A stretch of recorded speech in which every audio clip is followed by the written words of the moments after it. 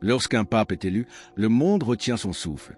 Mais au-delà du balcon et des bénédictions se cache quelque chose de bien plus révélateur, les premiers noms qu'il choisit de rapprocher de lui.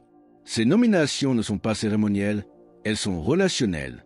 Elles révèlent les personnes en qui le pape a déjà confiance, qu'il connaît déjà et qu'il croit capable de porter sa vision au monde.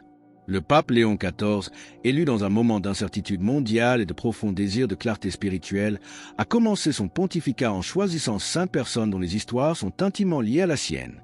Ce ne sont pas de simples nominations. Ce sont des échos de son passé, des expressions de ses priorités et des signes de la direction qu'il entend donner à l'Église.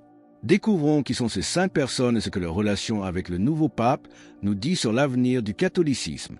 Le choix d'un leader et de ses conseillers reflète souvent une sagesse plus profonde, un plan qui se déploie, comme le rappelle Proverbe 15h22.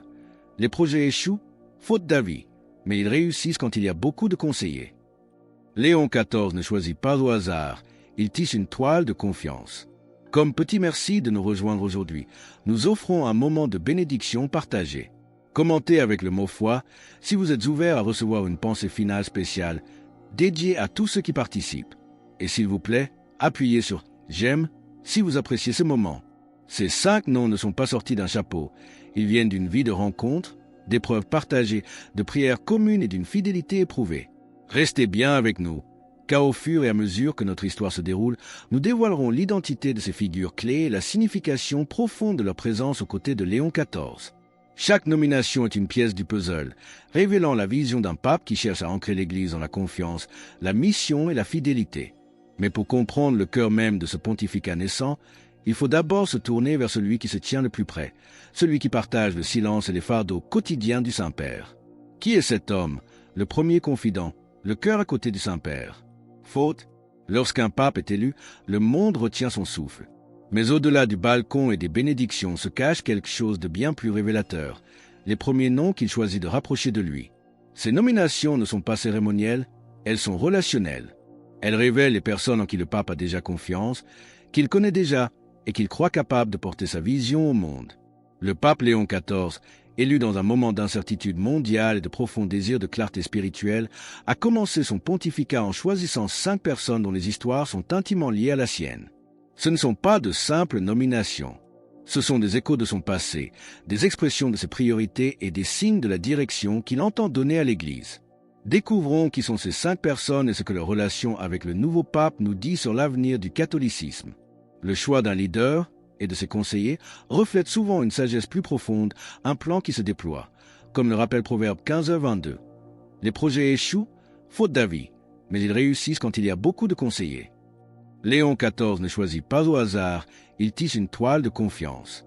Comme petit merci de nous rejoindre aujourd'hui, nous offrons un moment de bénédiction partagée.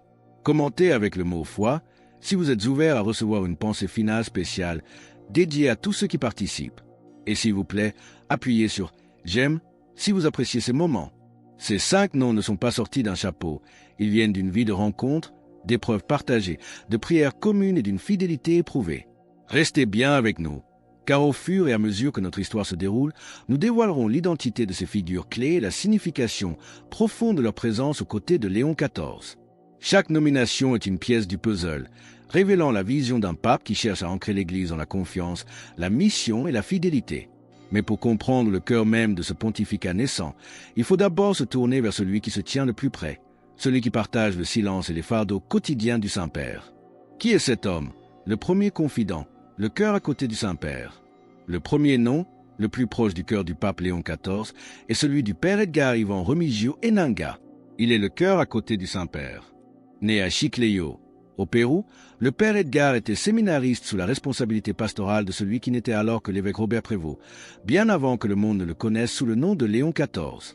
Le futur pape a reconnu en lui quelque chose de rare, une discrétion spirituelle, une intelligence émotionnelle et un cœur façonné par la simplicité.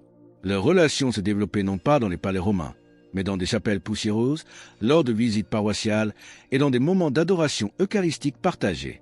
Avec le temps, Edgar est devenu plus qu'un assistant. Il est devenu un miroir, quelqu'un avec qui l'évêque pouvait parler librement, qui comprenait ses fardeaux inexprimés.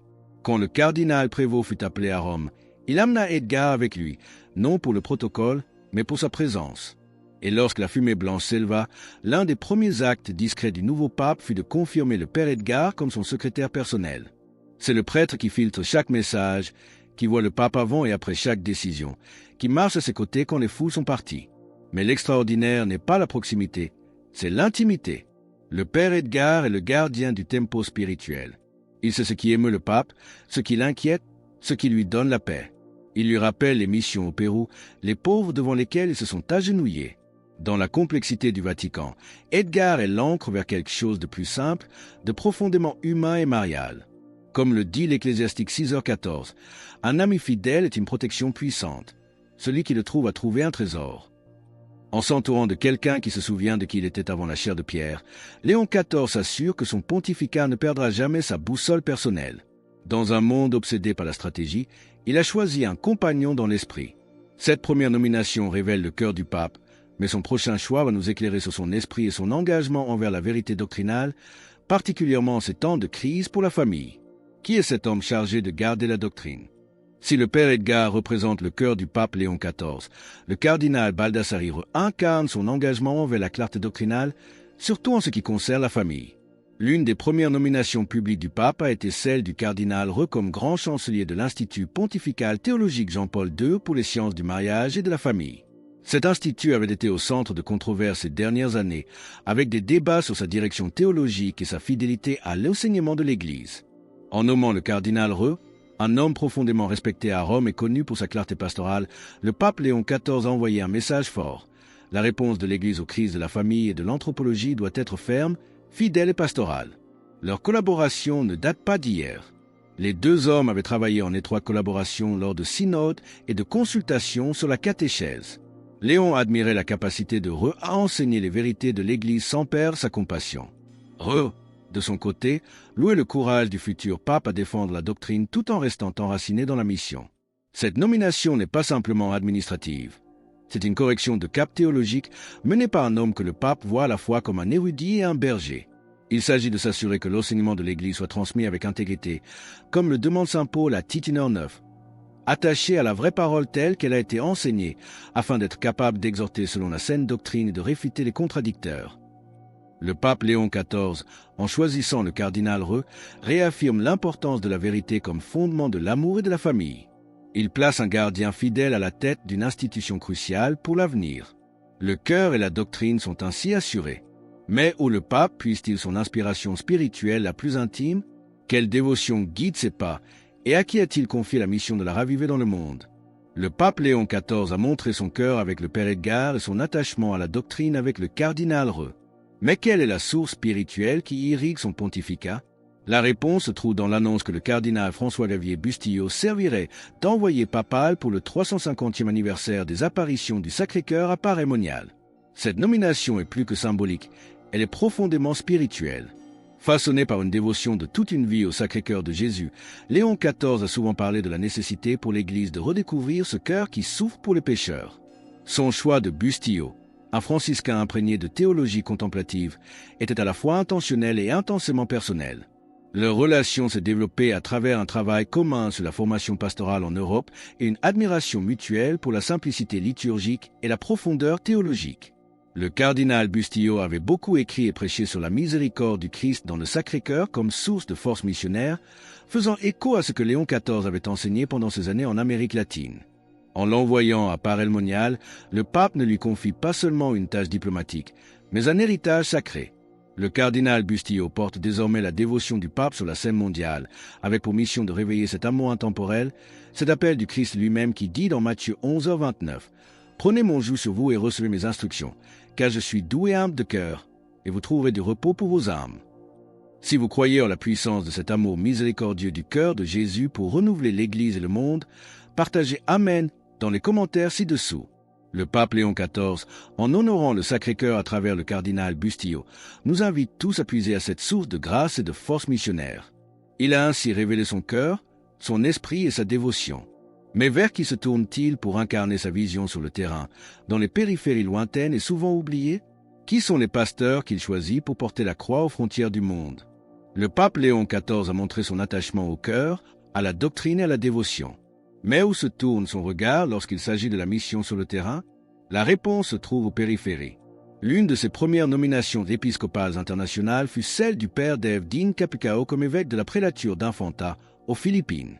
Le pape l'avait rencontré lors de consultations pastorales en Asie et admirait depuis longtemps son engagement auprès des communautés marginalisées menacées par la pauvreté. Ce qui a le plus impressionné le pape, c'est le témoignage silencieux de Kapukao. Pas d'autopromotion, pas d'idéologie, juste le service quotidien des âmes.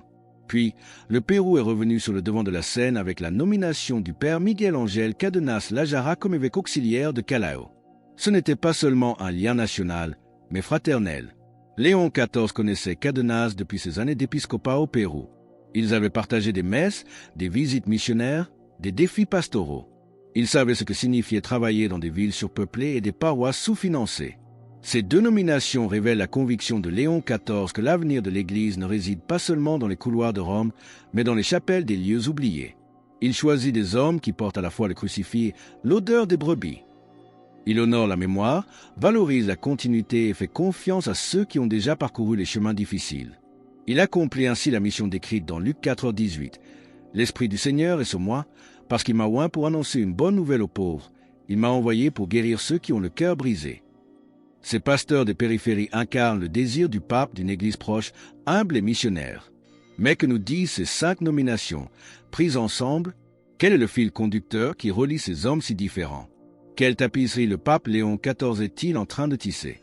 Ces 5 noms, le secrétaire péruvien, le gardien de la doctrine, l'envoyé du Sacré-Cœur, les pasteurs des Philippines et du Pérou n'ont pas été choisis par accident.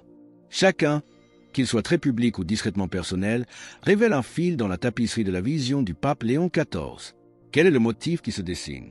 C'est une Église où la confiance prime sur les titres, où la mission l'emporte sur les médias et où la fidélité est préférée aux modes passagères.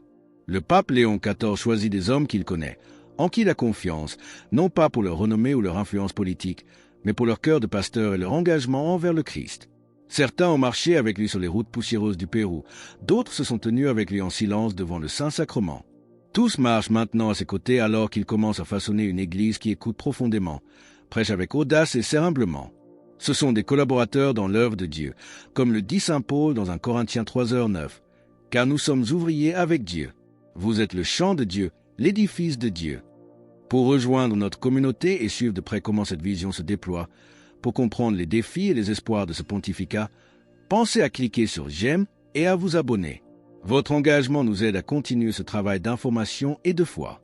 Ces nominations nous montrent un pape qui valorise l'expérience vécue, la prière silencieuse, l'engagement envers les pauvres et la clarté de la foi. Il ne construit pas une cour de bureaucrates, mais une fraternité de missionnaires. Il ne cherche pas des gestionnaires, mais des hommes de Dieu.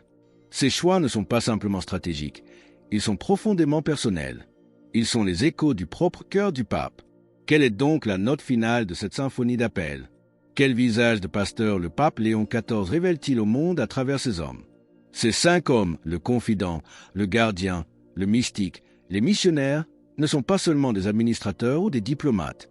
Ils sont, comme nous l'avons vu, les échos du cœur du pape Léon XIV. À travers eux, l'Église commence à entendre quel genre de berger Dieu nous a donné. C'est un pasteur qui valorise les relations personnelles tissées dans la fidélité, qui croit que la simplicité et l'humilité sont des forces. C'est un leader qui cherche la clarté doctrinale non comme une arme, mais comme une lumière pour guider la famille humaine. C'est un homme de prière qui puise sa force dans la dévotion intime au cœur du Christ. C'est un père qui n'oublie pas les périphéries, qui entend le cri des pauvres et fait confiance aux pasteurs qui partagent leur vie.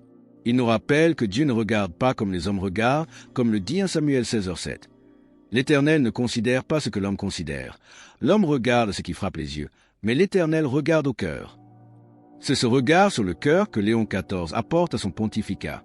Ces nominations dessinent les contours d'une Église qui veut revenir à l'essentiel, la prière, la mission, la vérité enseignée avec amour, le service humble. C'est une Église qui cherche moins le pouvoir mondain que la fécondité spirituelle, moins l'applaudissement des médias que l'approbation silencieuse de Dieu.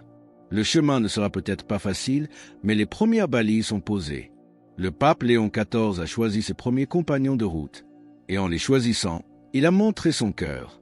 Alors que nous concluons sur cette vision d'un pontificat qui commence sous le signe de la confiance et de la mission, nous vous invitons à déclarer votre foi. Commentez « Jésus est roi ci-dessous » pour affirmer cette vérité avec nous. Et votre parcours ne doit pas s'arrêter ici. Cliquez sur la vidéo qui apparaît maintenant sur votre écran pour un autre message puissant que nous avons préparé pour vous. Que l'Esprit Saint guide ce pape et toute l'Église. Amen.